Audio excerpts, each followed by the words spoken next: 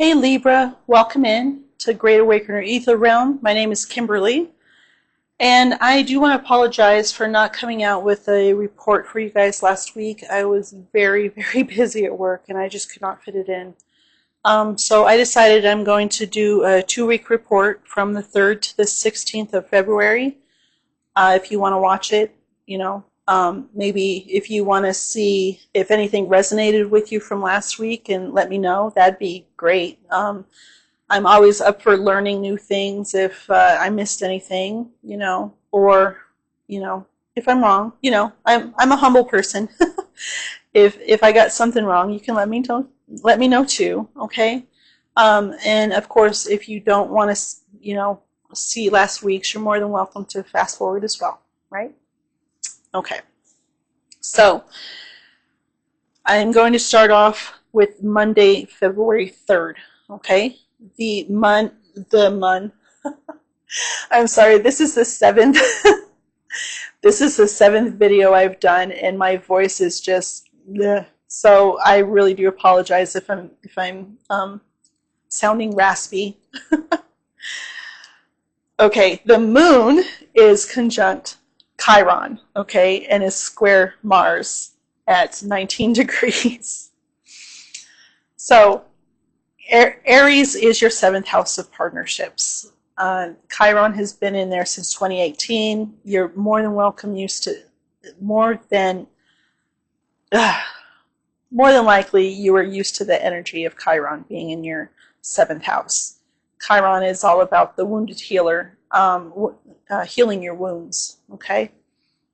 So for a long time now, you've probably been trying to heal your wounds due to anything that has to do with partnerships, okay? It is squaring Mars in Cancer, which is your career sector. So Mars is the ruler of Aries, and the moon is the ruler of Cancer. So we have this mutual reception going on here.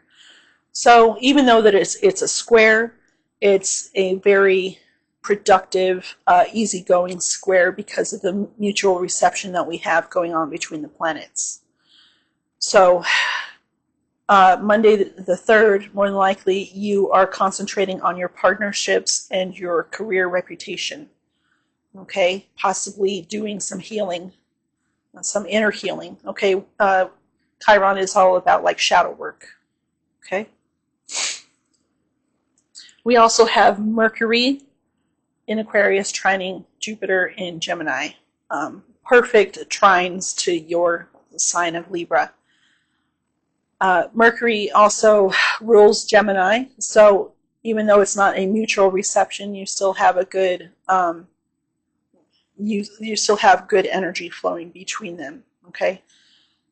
Now Jupiter goes direct the next day, so we had the Sun come in and trine Jupiter. If you watch my last videos, trying to give some energy to Jupiter. And then Mercury comes in and kind of, does the same thing. Like, come on, Jupiter, time to wake up, giving a little extra boost there. Aquarius is your 5th house of children, romance, and creativity. A lot of emphasis on creating children. Okay, if you're of that age or of the want, okay? And if you don't want, right? So if you do want, this is a great time to create children. If you do not want, protect yourself, okay? A lot of emphasis on creating babies right now, okay? And especially when you're talking about trining Jupiter, which is the expansion, expanding your family. So I'm just going to give you a warning. If you don't want, protect yourself, okay? And then Gemini is your 9th house of expansion, and Jupiter is the natural ruler of Sagittarius, which is not the 9th house, the traditional ruler of the 9th house of expansion. Okay, so you got a lot of expanding, a lot of emphasis on expanding, and it could be expanding romance, it could be expanding creativity. Okay, it doesn't have to be about children, but I just wanted to put that little label out there. This is your creating baby sector. So we have that the Mercury in trine Jupiter at 11 degrees. If you have natal planets around 11 degrees, it just triggers that more so, okay? Then we have, of course, Mars squaring Chiron, and then the moon goes into Taurus. Okay. Taurus is your 8th house of, excuse me, of other people's money, which is like debt, taxes, loans, okay? And then also sex, death, intimacy, and transformation, okay? It's a very private house. The moon squares Pluto in Aquarius at 2 degrees. Pluto is the natural ruler of Scorpio, which is the 8th house. Okay, so that's the natural. So you're getting 8th house and 8th house. A lot of energy on your 8th house and making babies. And your 8th house is about sex. So I'm sorry, I'm having fun. Okay. So it could also be about maybe you have a child who needs a loan. It's also about transforming your creativity. Okay, it could be all of these subjects. Okay, it could be all and one. It really depends on your circumstances. Okay. All right, and then we have Venus enters Aries. Now, Venus is your ruling planet. And when it enters Aries, it's actually in its detriment. And I spoke about this in my last videos. Okay, the Sun is in its detriment in Aquarius. Jupiter is in its detriment in Gemini. Mars is in its fall in Cancer, which, not the fall isn't as bad as detriment, but it's kind of it can't do its best work. But then we have Venus coming into Aries, which is also in its detriment. So a lot of these planets are just sluggish. They just really can't do their best work at the moment, and they're just like, why is this happening to me? But they're struggling right now. Okay, so give it a little time. But Libra is all about partnerships, okay, compromising, balancing the scales, okay, as to where Aries is all about me, who am I, and a lot of people want to make it sound like it's selfish, but it really isn't. It's just like, who am I? I want to discover myself, right? Like, it's totally fine to want to discover yourself. And it's best to discover yourself first before you enter into a partnership, right? Like, it really is better to find a partnership that way. But, Venus is still a benefactor in astrology, so it's still, even if it can't do its best work, it still does good work. So it's not really, I wouldn't worry about it too much. It's still a benefactor. Another thing I want to point out is that Venus does go retrograde on March 1st in Aries. It's going to come about to Chiron, and then it's going to start going retrograde for 6 weeks. And it'll back into Pisces for a little bit too. Now, if you watched my last video, I did talk to you about the conjunction that was made between the Moon, Venus, and Neptune, and the North Node. Now, if you follow astronomy as well, you may have seen the actual conjunction between the Moon and Venus. And if you're, privy to astrology, you would know that right where Venus was, Neptune was right behind it, right? So that was pretty exciting, right? And of course, it was in the North Node as well. So Venus is going to come back and hit that mark again. Okay, 6 weeks. So that would be in April. The reason I'm telling you this is because, Venus is your ruler. Okay, So a little backstory about Venus and Pluto, because Venus comes into sextile Pluto in a couple days as well. A lot of people look at Mars and Venus as the lovers, but if you follow mythology, Greek or Roman mythology, Pluto and Persephone are considered the lovers. And yes, Persephone isn't Venus, but in the story, as the evening star and the morning star, when Venus goes into retrograde, the sun will come in and then overtake Venus. So right now you can see Venus in the western horizon as the sun sets. Okay? Now when the sun comes in to overtake Venus, it will come out on the other side and then start rising in the east before the sun, and then it will become the morning star. Now the story between Pluto and Persephone is that Pluto kidnapped Persephone. Her mom, Demeter or Ceres, whichever you want to use, goes to Zeus and asks him to step in. Zeus comes up with a compromise. Now, I'm just paraphrasing this whole story, okay?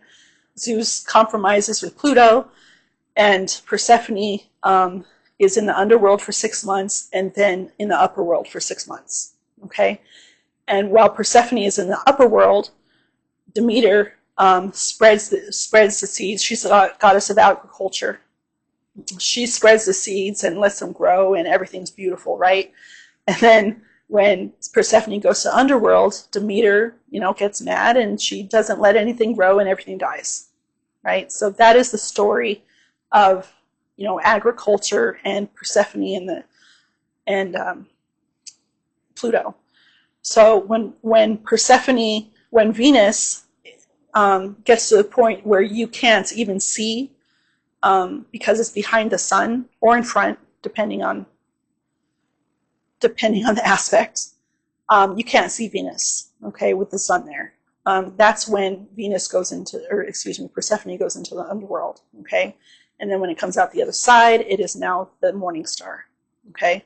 And that is why Venus is called the morning star, the evening star, and Lucifer, okay? Because of that story there.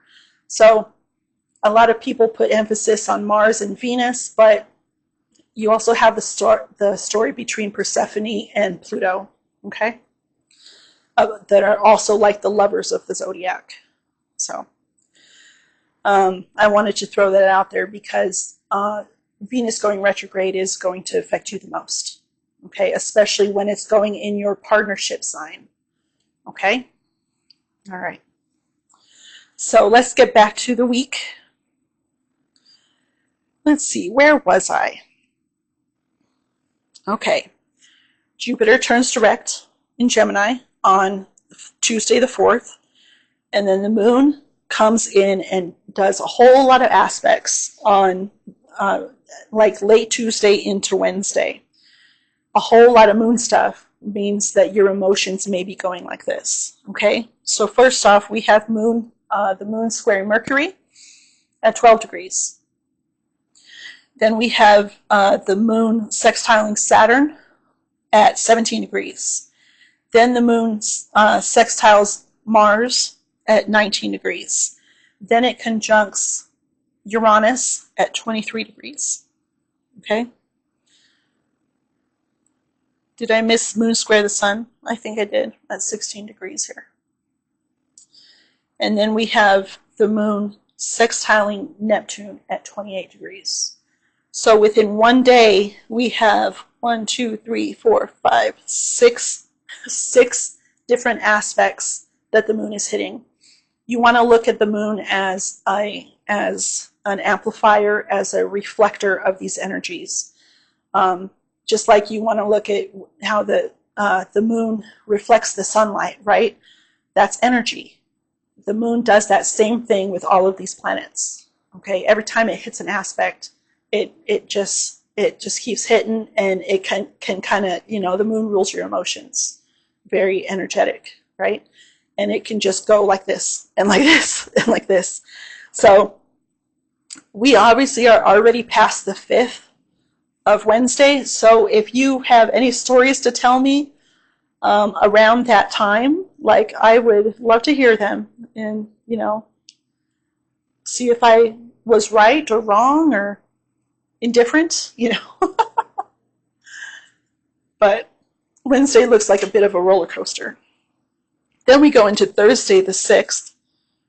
The moon moves into Gemini, which is your ninth house of expansion, and it sextiles Venus and then trines Pluto.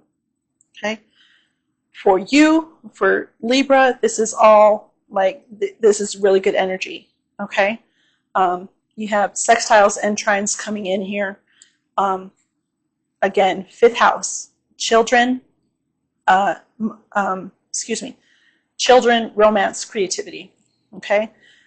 Gemini, your expansion zone. Anything that's outside of your community. Higher education, long distance travel, going back to school, you know, learning different languages, learning about different cultures, okay? And then, of course, Aries is your partnership sector, business or romantic. And it is also your open enemy sector, okay? Going into Friday. And of course, then the moon comes around to conjunct Jupiter. If you look at astronomy at all, and you would have, if you watch the skies at all, you would have seen that conjunction there on like Thursday, Friday time. Then on Friday the 7th, we have Venus sextiling Pluto, which I already went into the story of, you know, those two, you know, romance, partnerships, children, you know, creativity, just, you know, yeah. Kind of already went through that a little bit. Then we have a whole bunch of moon stuff again, okay?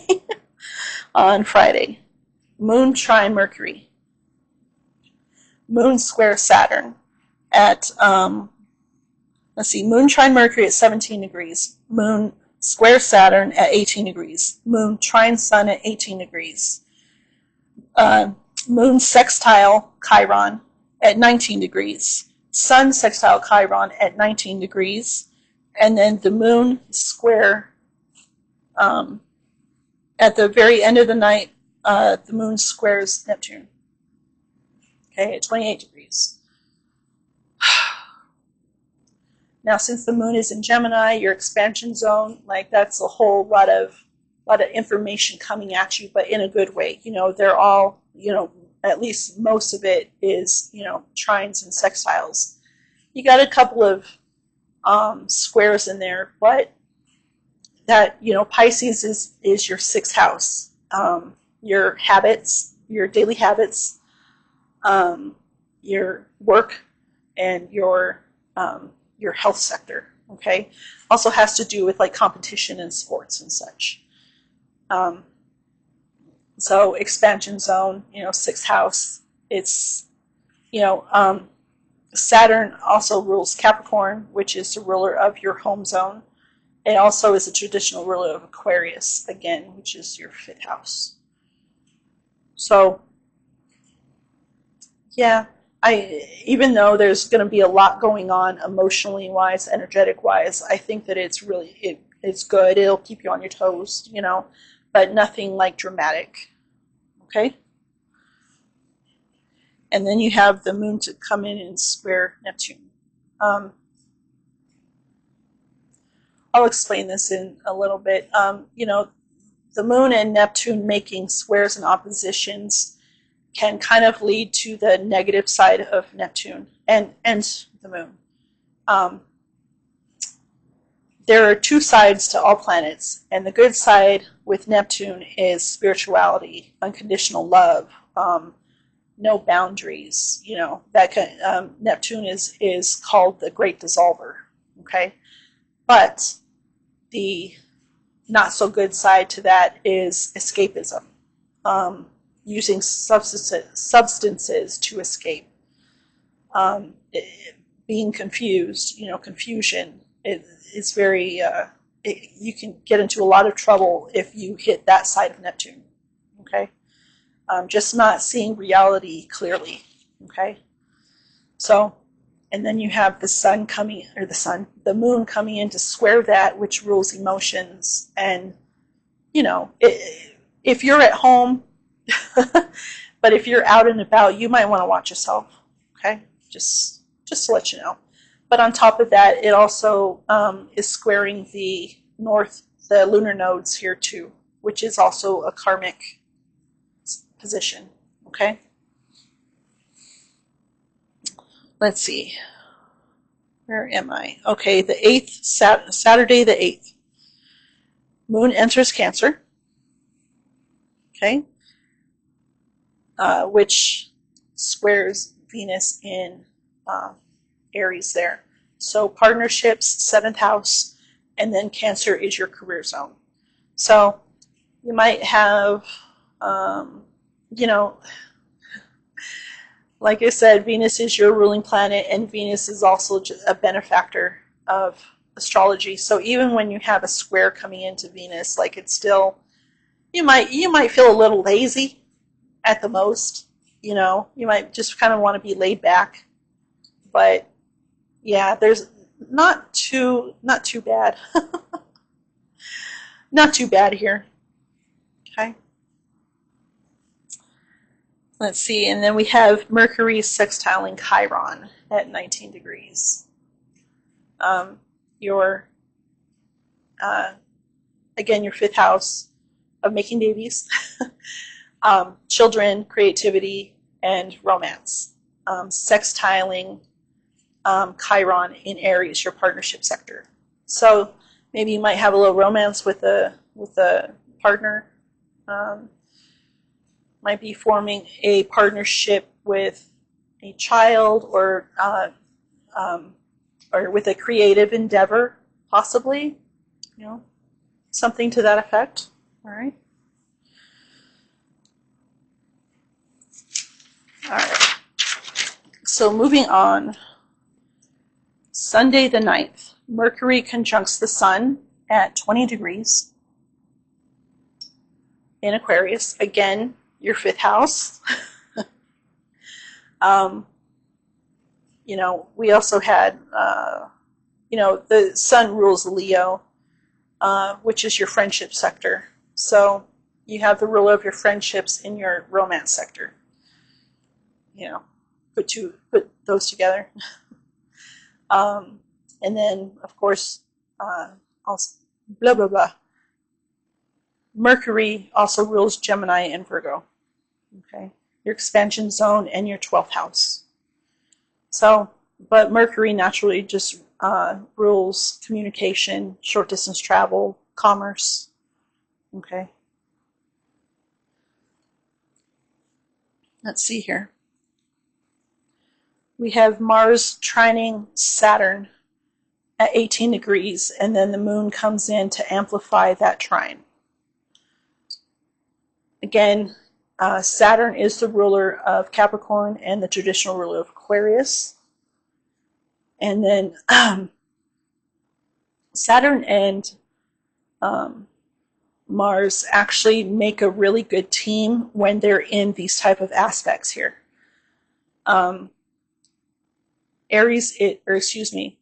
Mars is retrograde at the moment. It comes out the 23rd. It's just in a couple weeks here. So right now you're looking at something simmering in your career sector, your career reputation sector, and your work sector. So something is wanting to come to fruition probably as soon as Mars comes out of retrograde. Okay, so there'll be a good amount of focus on your career and your work. Let's see, that's Sunday the 9th. Okay, and could be leading into Monday as well. Again, depends where you are in the world. Okay, and then again, the moon comes in and triggers this square again. First we were squaring here, and now we're squaring here, right? So partnerships, career, and now it's career partnerships, right? It's doing the same exact, these two are moving very slowly, okay? Let's see, and then we have a sextile to Uranus in Taurus at 23 degrees. Taurus is your 8th house of, excuse me, other people's money, sex, death, transformation. Okay? So, and that is, you know, maybe you'll take out a loan to start a new career. You know, come up with some ideas. You know, there's a lot of things that could happen with that, if it resonates with you, of course. And then the moon trine Neptune. Now, these are one of these really nice aspects. It's kind of a lazy aspect.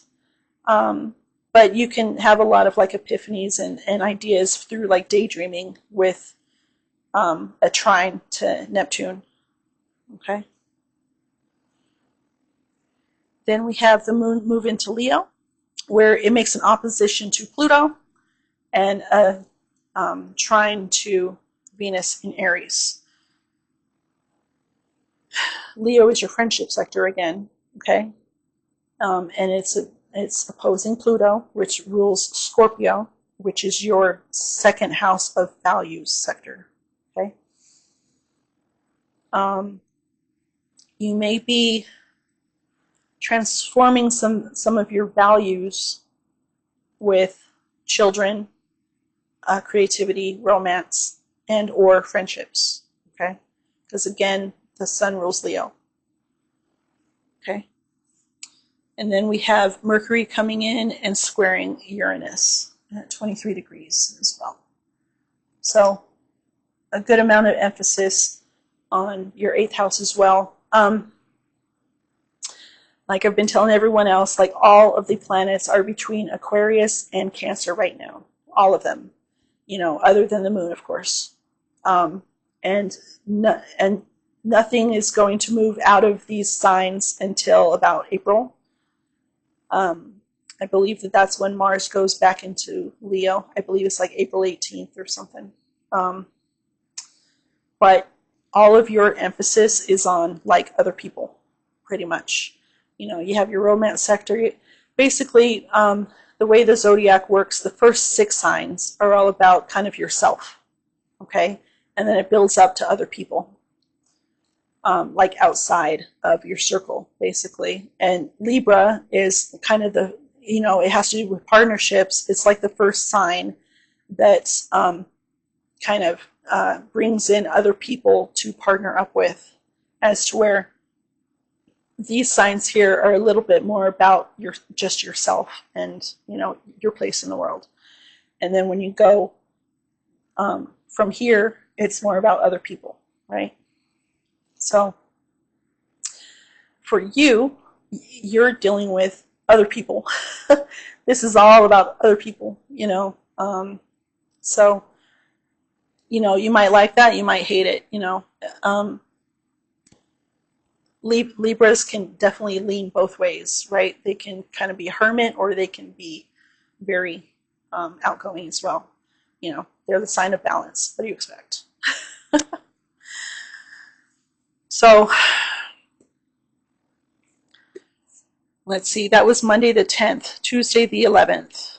11th and 12th, I'm going to just kind of go together here, okay? The 11th, Tuesday, the moon comes in and sextiles Jupiter, which again is your expansion zone and your friendship zone, okay? And then the sun comes in to square Uranus. And then the moon comes in to trine Chiron, okay, in 19 degrees. And then this leads into Wednesday, where we have a full moon in Leo at 24 degrees. If you have any natal planets at 24 degrees, it will affect you the most, okay? It affects those planets the most. Now, we have the opposition here, and we also have Mercury that's still within a conjunction, but it also is coming in to square Uranus in Taurus, okay? So, a lot of fixed sign emphasis, okay? We have Pluto, which rules Scorpio, which is a fixed sign in Aquarius.